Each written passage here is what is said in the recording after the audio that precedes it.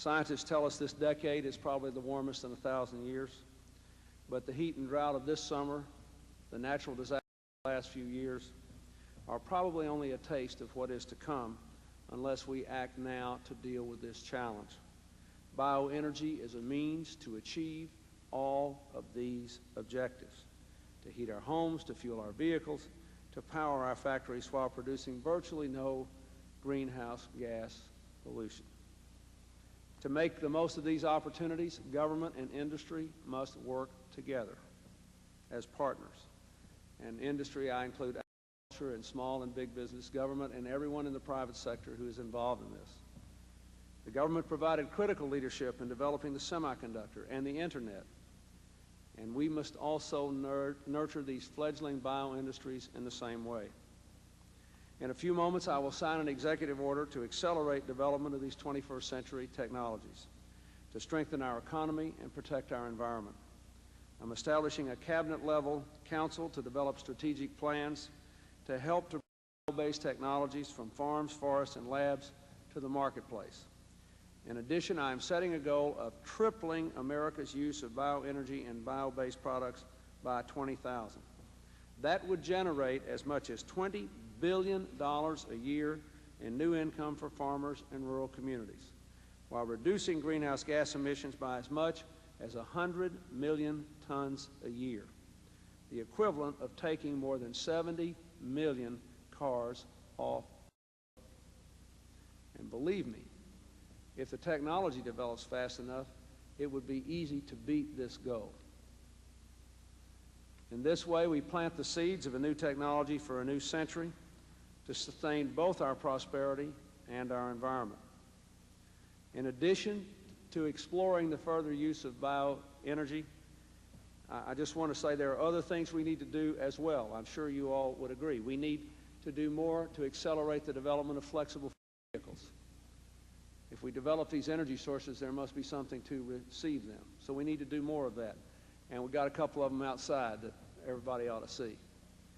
We also must recognize that there are available today at prices which are attractive today and will grow increasingly attractive tomorrow as oil prices go up, elemental technologies that promote conservation and cut costs so you save energy and money in homes, in farms, in factories today. Elemental technologies that are still not being maximized. We just had a big announcement a couple of days ago on a new light bulb that I believe will be much more attractive than the lighting systems, the conservation lighting systems that have been developed so far, and will save people millions and millions of dollars and an awful lot of energy.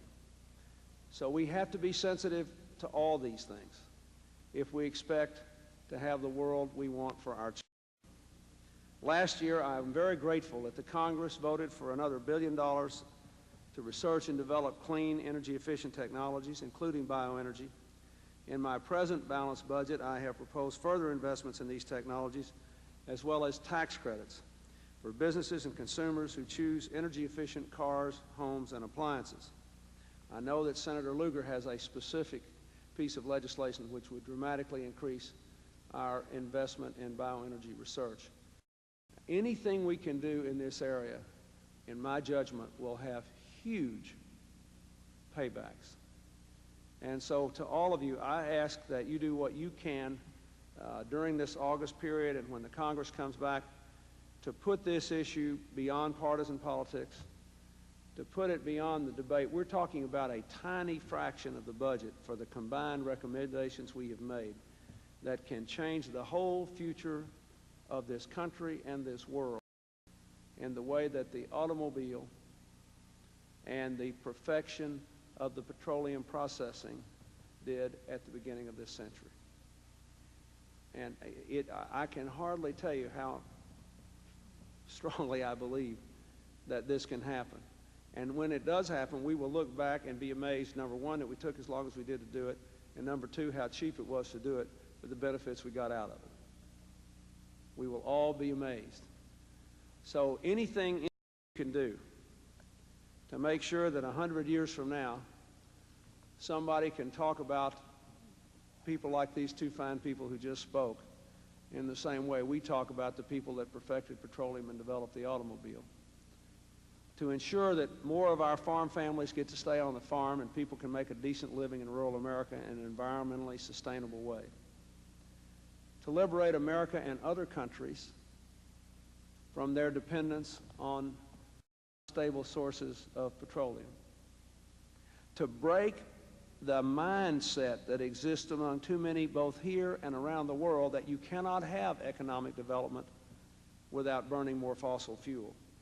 And therefore, burning up the planet is just the inevitable consequence of getting ahead.